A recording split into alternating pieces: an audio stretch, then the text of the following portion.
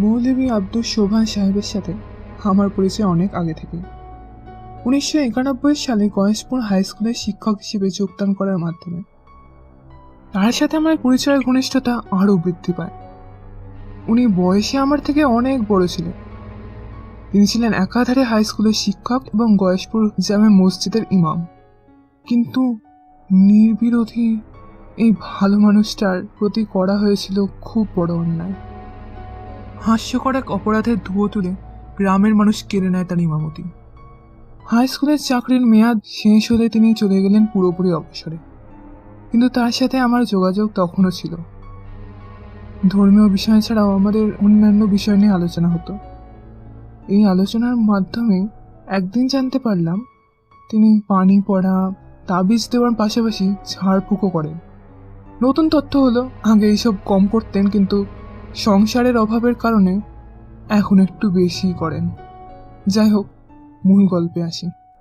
কর্মব্যস্ততার কারণে একসময় যোগাযোগ কম হয়ে আসে ওনার সাথে আমার।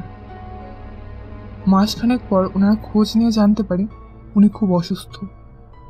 পরদিনই দেখতে যাই, দেখি ওনার দেহ কাঠামো শুকিয়ে যেন অর্ধেক হয়ে গেছে।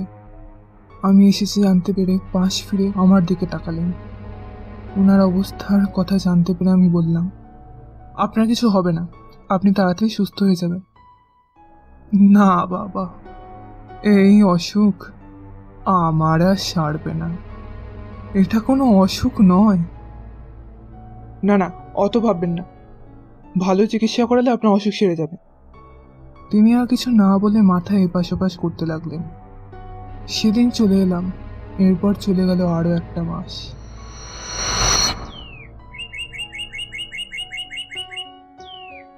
একদিন ভোরবেলায় হন্তদন্ত হয়ে বাসায় এলো মৌলভী সাহেবের মেজ ছেলে। বলল, ভাই এখনই আমার সাথে চলেন, বাবা আপনার সাথে দেখা করার জন্য ছটফট করতেছেন। গেলাম তার সাথে। ঘরে ঢুকে দেখে অবস্থা আসলে খুব খারাপ। আমাকে থেকে সর্বশক্তি দিয়ে যেন নিজের কষ্ট সামলে রাখলেন।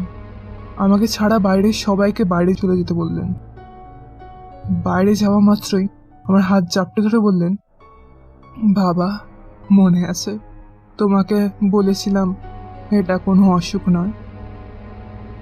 হ্যাঁ মনে আছে। মিনিট খানেক আমার দিকে তাকিয়ে রইলেন, তারপর শোনালেন সত্যি এক ভয়ানক গল্প। আমি তার জবানিতেই তুলে ধরছি। মাস চারেক আগে সকালের দিকে ঘোলাপাড়া থেকে দুজন লোক এসেছিল। বলল, আমাদের পরিবারের এক মেয়েকে জিনে ধরেছে, আপনাকে আমাদের সাথে যেতে হবে মেয়েটার আছর ছড়ানোর জন্য। আজ আমার জরুরি কয়েকটা কাজ আছে, আজ যেতে পারবো না, মাগরিবের পর যাব। বাড়ির ঠিকানা বলে লোক দুটো চলে গেল। মাগরিবের নামাজ পড়ে হেঁটেই রওনা দিলাম। সেদিন ছিল পূর্ণিমার রাত, চারদিকে জ্যোৎস্নায় ঝলমল করছে।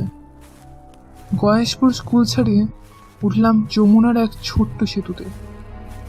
সেতুর পরপরই বড় একটা বাঁশঝাড়, খুবই খারাপ একটা জায়গা। মানুষ অনেক কিছু দেখেছে ওখানে, আমিও অনেক কিছু দেখেছি। বাঁশঝাড়টার পাশাপাশি যেতেই মুখোমুখি এসে দাঁড়ালেন সুদর্শন এক যুবক। সাধারণ কেউ দেখলে তাকে 8-10 জন মানুষের মতোই মনে করত, কিন্তু তার চোখের দৃষ্টি মুহূর্তে আমাকে বলে দিল ওটা কি।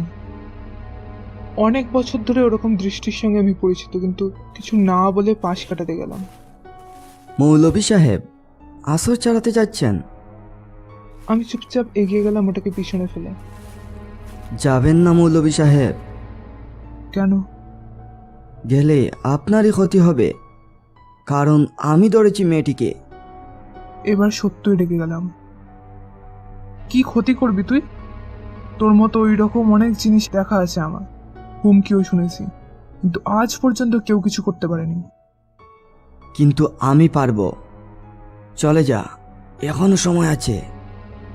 রাগে গা চলে গেল আমার, আর কথা না বলে পা চালালাম দ্রুত। পিছনে আর সাড়া নেই, শব্দ নেই।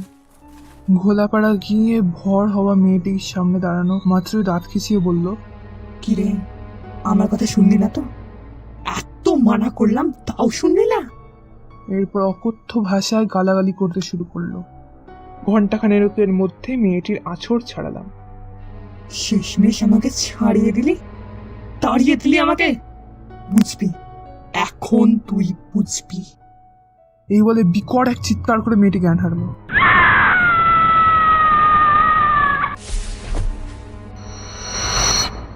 কিছুক্ষণ পর বাড়ির দিকে রওনা হলাম।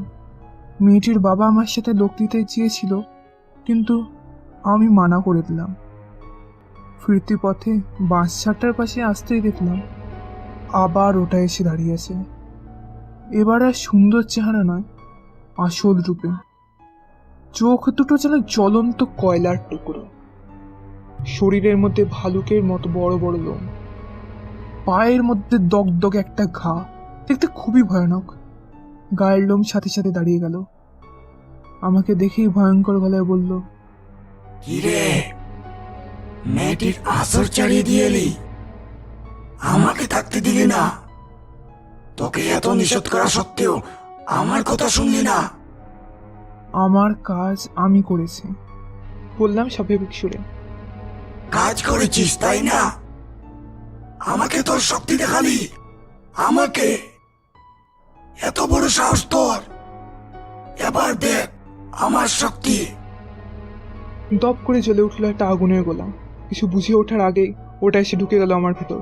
পড়তে পড়তে সামনে নিলাম নিজেকে, সারা শরীরে যেন আগুন ধরে গেছে।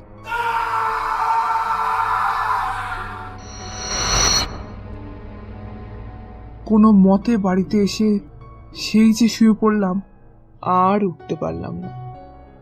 জানতাম আর উঠতে পারবো না, তাই তোমাকে বলেছিলাম এটা কোনো অসুখ না। গত কয়েক মাস ধরে ওটা কেবল আমার ভিতরে খলখল করে হাসছে আর তিল তিল করে মেরে ফেলছে আমাকে। চুপ করলেন মৌলভী সাহেব। ওনার চোখ দিয়ে টপ টপ করে পানি পড়তে লাগলো। খানিকক্ষণ পর বললাম, আর কিছু বলতে চান? এপাশ ওপাশ মাথা নাড়ালেন, কিছু বলতে চান না। কিছুক্ষণ থেকে বিদায় নিয়ে চলে আসলাম। বাড়ি ফিরে আসার মিনিট 20 পর পরই খবর পাই মৌলভী সাহেব মারা গেছে।